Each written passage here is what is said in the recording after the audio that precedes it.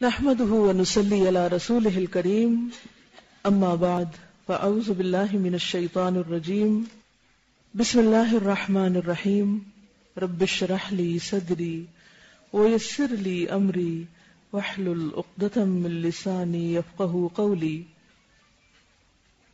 رمضان المبارک کے بعد ذوالحج کا مہینہ اسلامی مہینوں میں نہایت اہمیت کا حامل ہے۔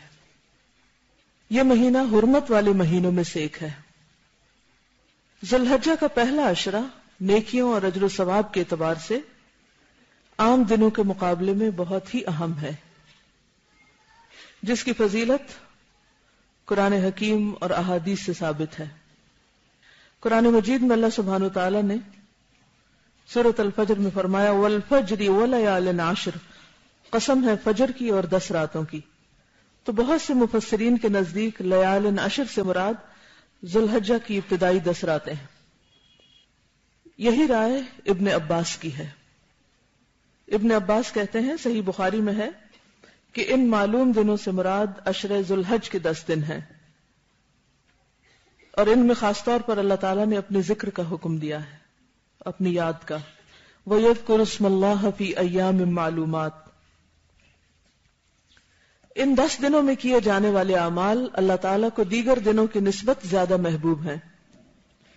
رسول اللہ صلی اللہ علیہ وسلم نے فرمایا، کسی بھی دن کیا ہوا عمل اللہ تعالیٰ کو ان 10 دنوں میں کیے ہوئے عمل سے زیادہ محبوب نہیں۔ تو صحابہ نے پوچھا، اے اللہ کے رسول صلی اللہ علیہ وسلم، جہاد فی سبیل اللہ بھی نہیں؟ آپ نے فرمایا، جہاد فی سبیل اللہ بھی نہیں، ہاں مگر وہ شخص جو اپنی جان اور مال کے ساتھ نکلے اور کچھ واپس لے کر نہ آئے۔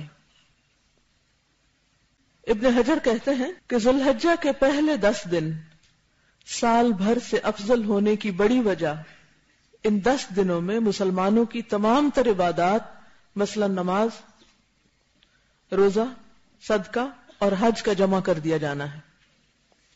ان ایام کے علاوہ سال بھر میں کوئی اور موقع ایسا نہیں جس میں یہ تمام مواقع میسر ہوں۔ رمضان میں ہم باقی کام تو کر لیتے ہیں لیکن حج نہیں کر سکتے، لیکن حج کے یہ دن جو ہیں ان میں حج بھی کرتے ہیں، اور اس کے علاوہ روزے بھی رکھ سکتے ہیں، صدقہ بھی کرتے ہیں، قربانی بھی کرتے ہیں، نفل نماز بھی پڑھتے ہیں عام نمازوں کے علاوہ۔ تو اس اعتبار سے یعنی جتنی بھی عبادتیں ہیں وہ سال کے آخری مہینے کے ان 10 دنوں میں سب اکٹھی ہو جاتی ہیں۔ تو اس اعتبار سے یہ عشرہ سب سے زیادہ فضیلت والا عشرہ ہے۔ لیکن رمضان کی آخری 10 راتیں وہ راتوں کے اعتبار سے افضلیت والی، دن یہ افضل ہیں اور راتیں وہ افضل ہیں، کیونکہ ان میں ایک رات ایسی ہے جو 1000 مہینوں سے زیادہ بہتر ہے۔ عشرہ ذوالحج کی فضیلت کی ایک بڑی وجہ یہ بھی ہے کہ ان میں یوم عرفہ ہے۔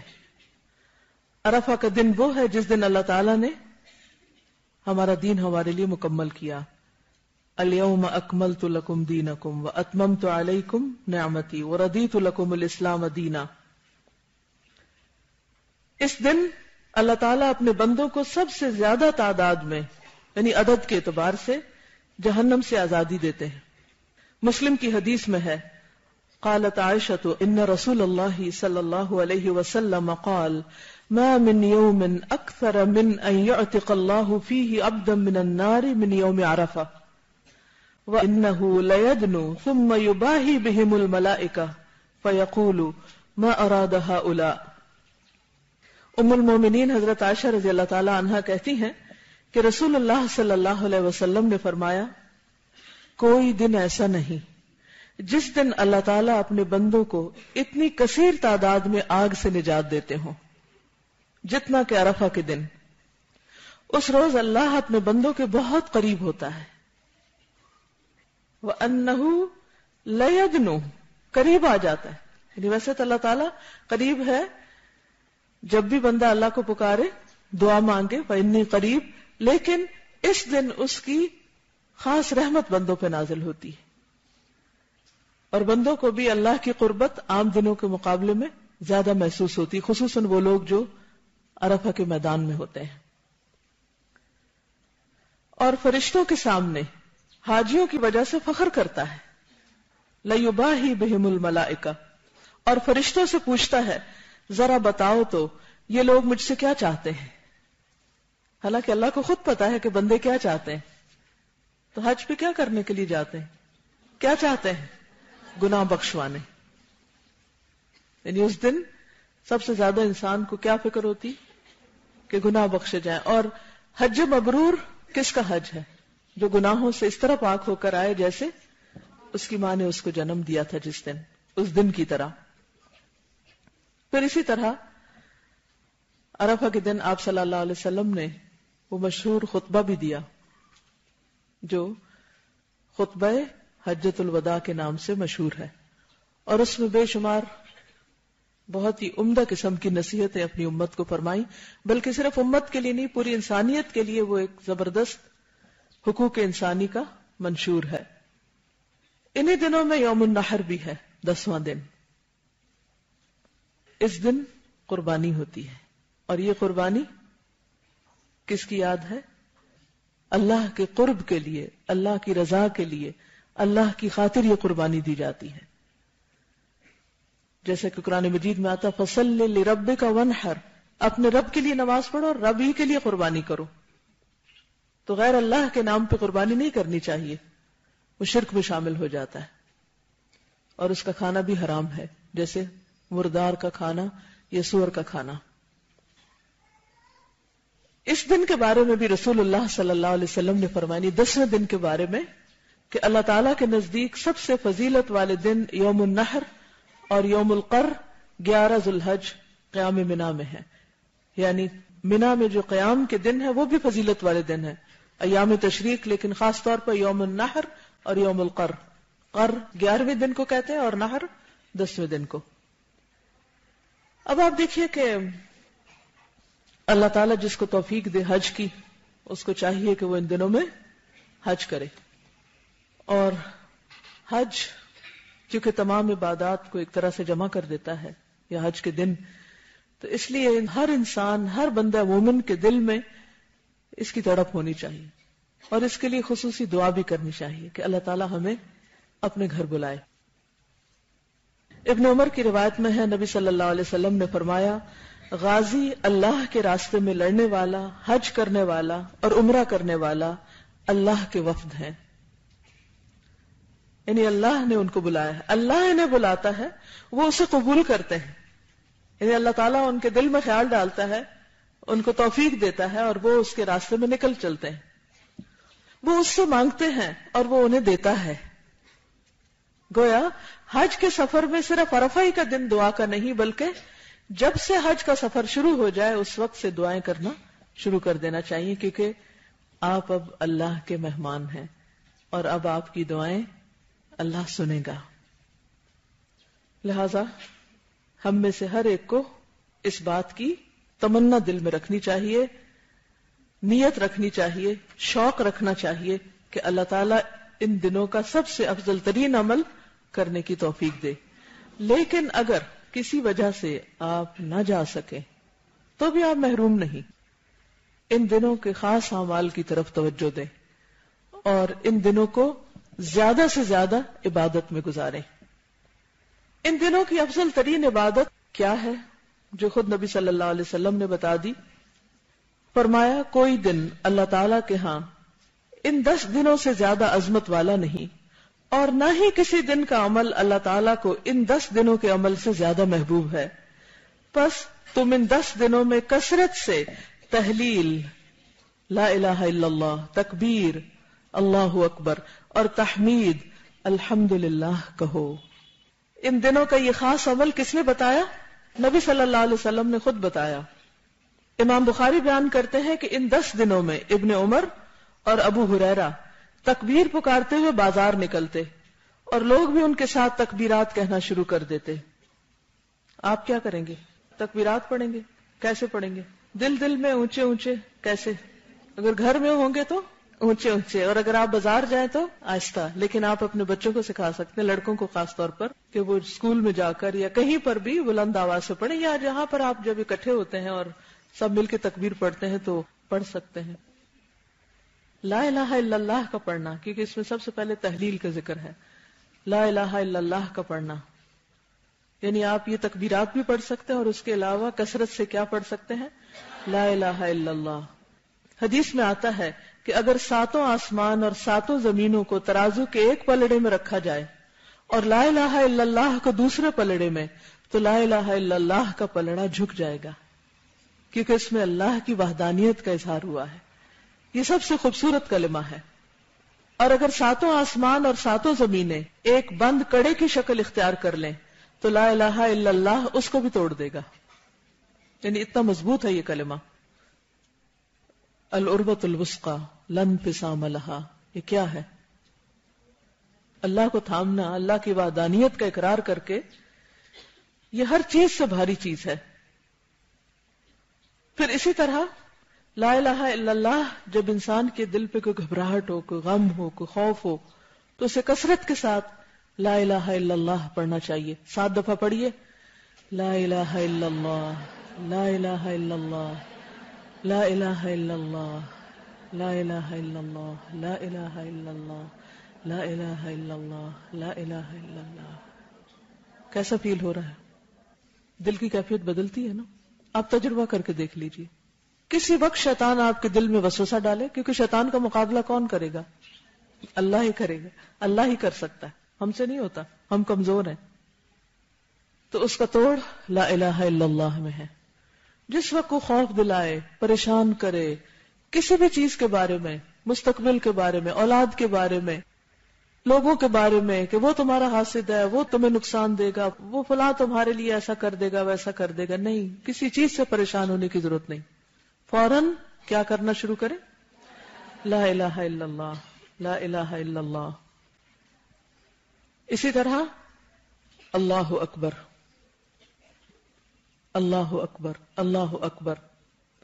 حضرت ابو ہریرہ سے روایت ہے کہ ایک آدمی رسول اللہ صلی اللہ علیہ وسلم کے پاس آیا، وہ سفر کا ارادہ رکھتا تھا، تو اس نے کہا، اے اللہ کے رسول، مجھے وصیت کیجئے کہ میں جا رہا ہوں کہیں، مجھے وصیت کیجئے۔ اکثر لوگ یہ کہتے ہیں نا کہ اچھا اب ہم جا رہے ہیں، ہمیں کوئی وصیت کر دیجئے۔ آپ نے فرمایا، میں تمہیں اللہ کا تقوی اختیار کرنے اور ہر بلند جگہ پر اللہ اکبر کہنے کی وصیت کرتا ہوں۔ تو خصوصاً جب آپ بلندی کی طرف جا رہے ہو، تو جب انسان اوپر کو جا رہا ہوتا ہے نا کسی بھی اعتبار سے، تو اس کے سر پہ اپنی بڑائی کا بھوت سوار ہونے لگتا ہے کہ میں بڑی چیز ہوں، اس لیے مجھے بڑی کامیابیاں مل رہی، یا میں بڑے بلند مقامات پہ جا رہا ہوں، اونچا چڑھ رہا ہوں۔ تو خواہ جہاز اوپر جائے یا گاڑی اوپر جائے یا آپ خود سیڑھیاں چڑھ کے اوپر جا رہے ہو، ایک ویسے بھی روحانی طور پر کوئی ترقی آپ کو نصیب ہو رہی ہو، تو آپ اس وقت فوراً کیا کہیں؟ میں بڑی نہیں، کون بڑا ہے؟ اللہ اکبر، اللہ سب سے بڑا ہے۔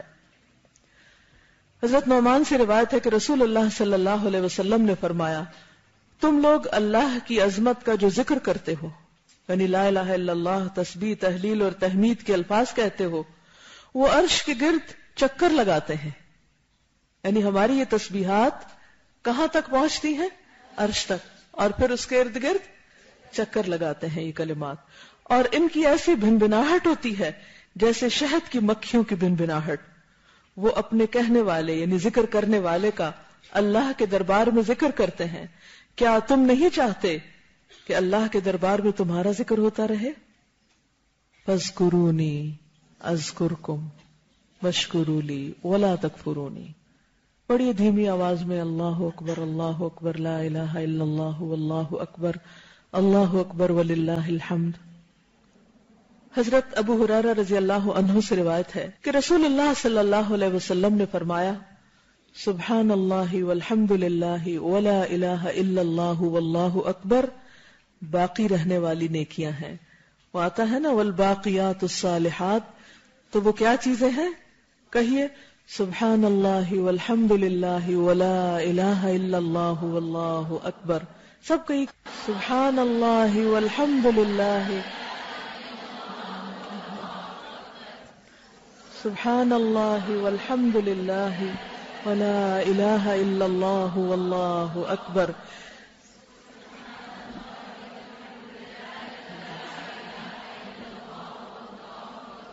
حضرت عبداللہ بن مسعود رضی اللہ عنہ سے روایت ہے کہ رسول اللہ صلی اللہ علیہ وسلم نے فرمایا، جیسے اللہ نے تمہارے درمیان تمہارا رزق تقسیم کیا ہے، ویسے ہی تمہارے درمیان تمہارا اخلاق تقسیم کیا ہے، ویسے ہی تمہارے درمیان تمہارا اخلاق تقسیم کیا ہے.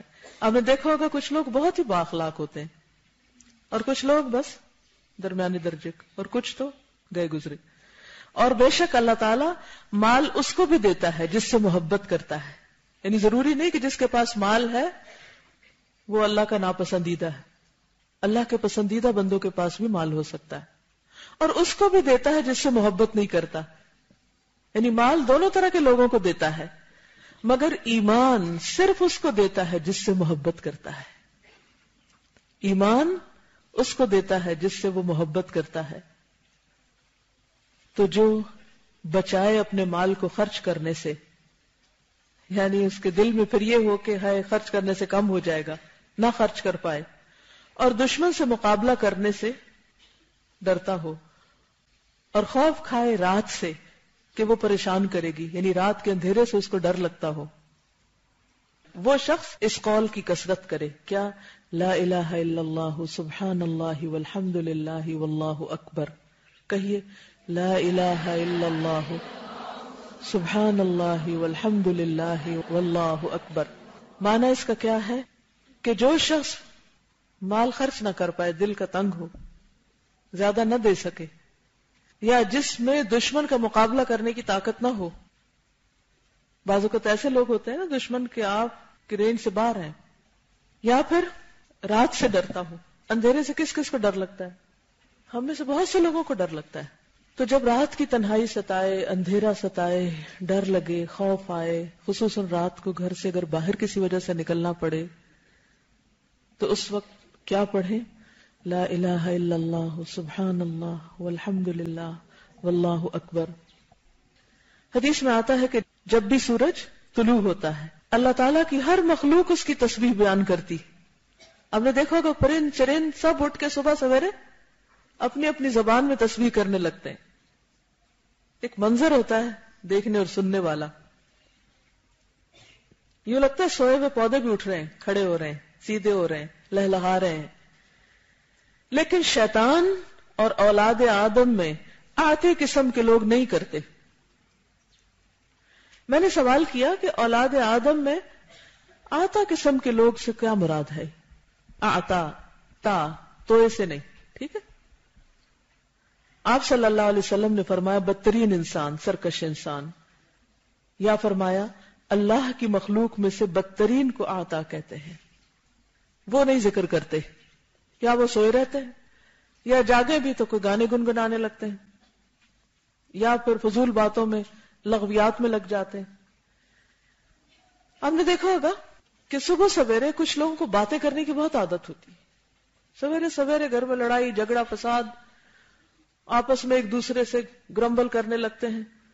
گھر میں نہ تلاوت گونجتی ہے، تلاوت کی آوازیں نہیں گونجتی، کوئی ذکر اذکار نہیں ہوتا، کوئی اللہ کی تسبیح نہیں ہوتی، کوئی غور و فکر نہیں ہوتا، بس صبح سویرے چیخم دھاڑ شروع ہو جاتی. یہ کس چیز کی علامت ہے؟ سرکش انسان ہونے کی، بدترین انسان ہونے کی. تو ہم سب کو اپنے گھروں کا کلچر بدلنا ہے. کیا کرنا ہے؟ صبح بلند آواز سے تلاوت کیا کریں. ایک گونج ہونی چاہیے اس تلاوت میں کہ گھر کا گوشہ گوشہ اس کو سنے. ذکر کریں، صبح شام کے اذکار پڑھیں، تسبیحات کریں، اور اللہ کی باقی مخلوق کے ساتھ اللہ کی تسبیح میں شریک ہو جائیں. ان دنوں میں خاص طور پر ذوالحج کے جو دن ہیں، ان میں جو پسندیدہ ترین ذکر ہے وہ تکبیرات وغیرہ ہے، لا الہ الا اللہ ہے. اگر یاد نہ رہے تو آپ کچھ ایسا سیٹ کر لیں کہ تکبیرات کی جو کیسٹ ہے وہ لے کے ابھی سے رکھ لیں، یا پرانی کہیں لی ہوئی یا پہلے سے تو اس کو ڈھونڈ کے نکال کے رکھ لیں. ایک ٹیپ ریکارڈر سیٹ کر لیں اور صبح سویرے اس کو پلے کر دیں. پھر اسی طرح اگر آپ کے پاس انٹرنیٹ کی سہولت ہے تو آپ کیا کر سکتے ہیں کہ لیپ ٹاپ کے اندر آپ یوٹیوب سے یا کسی بھی جگہ سے حرم کی تکبیرات یا مختلف طرح کی تکبیرات ان کو ڈاؤن لوڈ کر لیں. الہدا کی ویب سائٹس پہ بھی ڈالی ہوئی ہیں، تو آپ ان کو کلک کر دیں اور وہ چلا دیں. ہوتا یہ کہ صبح سویرے جو کلمہ ہم سنتے ہیں وہ سارا دن پھر خود بخود دہرانے لگتے ہیں. ایک عجیب چیز ہوتی ہے. پھر اسی طرح یہ ہے کہ یہ جو تسبیحات ہیں یہ عمر میں اضافے اور برکت کا ذریعہ بھی ہیں. یہ ذکر بڑی فضیلت والے ہیں. رسول اللہ صلی اللہ علیہ وسلم نے فرمایا اس مومن سے